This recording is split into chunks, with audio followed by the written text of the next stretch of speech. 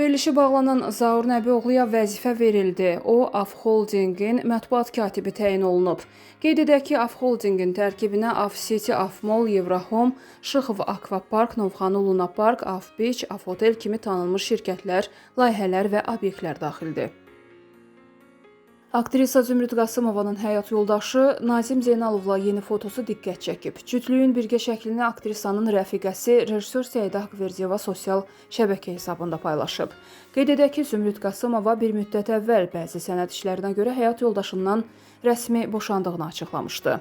Aktrisa bildirib ki, daha sonra ikinci dəfə nikah masasına oturmaq istəməyib.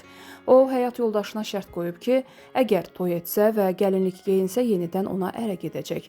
Daha sonra aktrisa rəfiqəsi Elnarə Bəkirovanın ailəsində baş verən faciəyə görə toyunu təxirə saldığını açıqlayıb.